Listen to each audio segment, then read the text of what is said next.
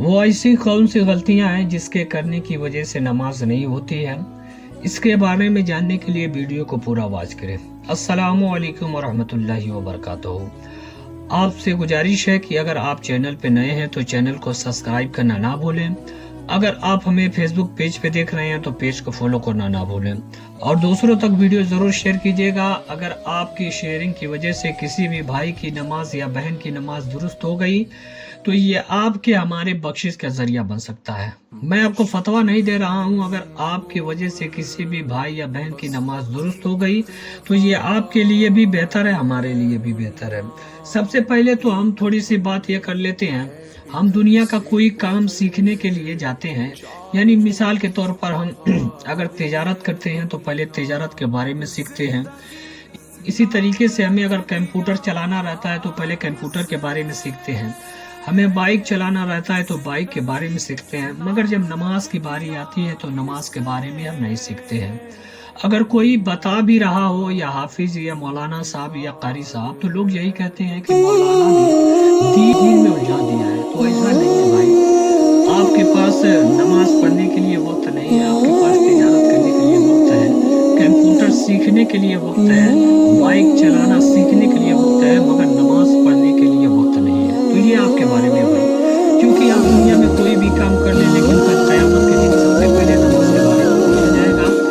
और याद रहे, वहाँ कोई बहाना नहीं चलेगा। अगर आप ये कहेंगे कि ऐसा मुझे कोई बताने वाला नहीं था तो रब तबारक व तआला फरमाएगा, क्या तुमको मेरे हबीब का फरमान नहीं पता था कि तलबुल इल्म फरीज़त अला कुल्ली मुस्लिम मुसलमान, के इल्म दीन हासिल करना हर मुसलमान मर्द औरत पे फर्ज है।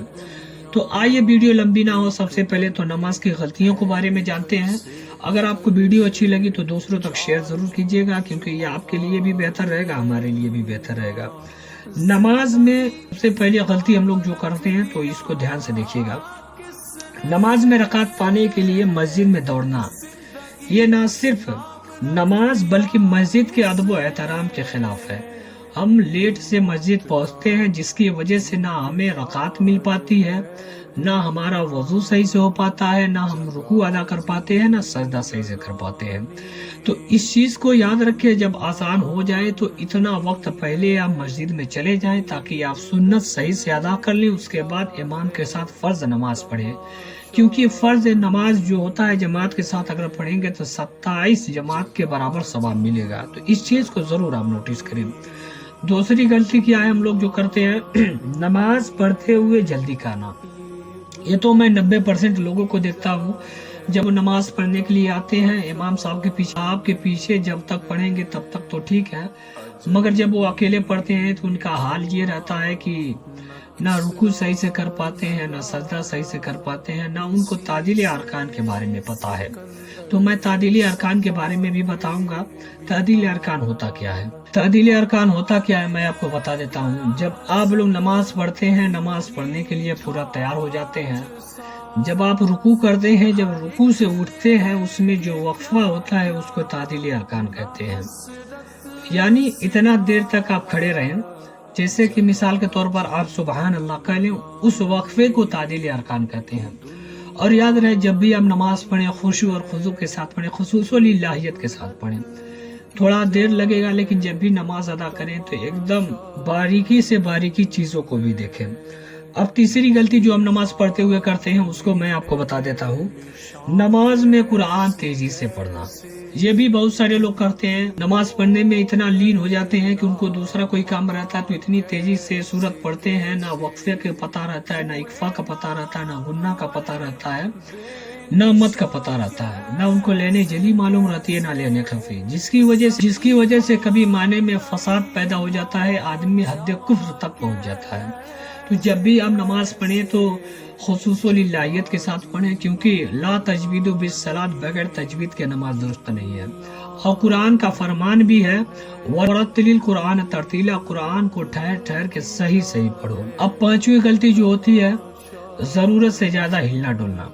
अगर आप नमाज पढ़ रहे हैं, ज़रूरत से ज़्यादा हिल डुल रहे हैं, बहुत सारे भाइयों को देखा जाता है कभी वो अपना दामन सही करते हैं, कभी दाढ़ी से खेलते हैं तो नमाज में ज़रूरत से ज़्यादा ना हिलें। अगर आप ज़रूरत से ज़्यादा हिल रहे हैं, दूसरों को मालूम चल गया कि आप ज़रूरत से ज़्यादा हिल रहे हैं, तो आपकी नमाज फासिद हो गई, यानी दोहराना पड़ेगा, आपको फिर से नमाज पढ़नी पड़ेगी। इसी तरीके से इमाम से पहले ही तमाम अरकान अदा कर लेना, ये भी बहुत सारे भाई हमारे करते हैं। अभी इमाम साहब रुकू में गए ही नहीं है, पहले ही चले जाते हैं। अभी इमाम साहब सजदे में गए नहीं, ये लोग पहले ही चले जाते हैं। तो इस चीज का भी ख्याल रखें, इमाम से पहले ना जाएं, वरना आपकी नमाज नहीं होगी। इसी तरीके से नमाज पढ़ने वाले शख्स के सामने से गुजरना, इसके बारे में ये बताया जाता है कि अगर नमाजी को ये मालूम चल जाए कि नमाज पढ़ने वाले के सामने से गुजरना ऐसा है कि अगर वो बालिग है तो निकाह किया है तो उसको दोबारा निकाह करना पड़ेगा, यानी नमाजी के सामने से गुजर रहा हो, तो इस चीज का एहतियात करें, नमाजी के सामने से बिल्कुल ना गुजरे। नमाज पढ़ने से पहले लहसुन प्याज खाना, नबी करीम सल्लल्लाहु अलैहि वसल्लम ने फरमाई है कि नमाज पढ़ने से पहले कोई ऐसी चीज ना खाओ जिसका बू मजा तुम्हारे मुंह में रहा। खाना भी है तो नमाज के बाद खा लें, नमाज से पहले इतना देर पहले खा लें कि उसका बू मजा जो है खत्म हो जाए। इस सजदा कितने हड्डियों किया जाता है?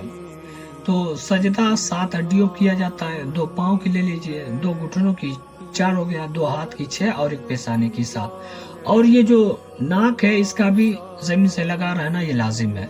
तो वीडियो अच्छी लगी हो तो वीडियो को लाइक कमेंट जरूर कीजिएगा। मिलते हैं अगली वीडियो में। अस्सलाम वालेकुम।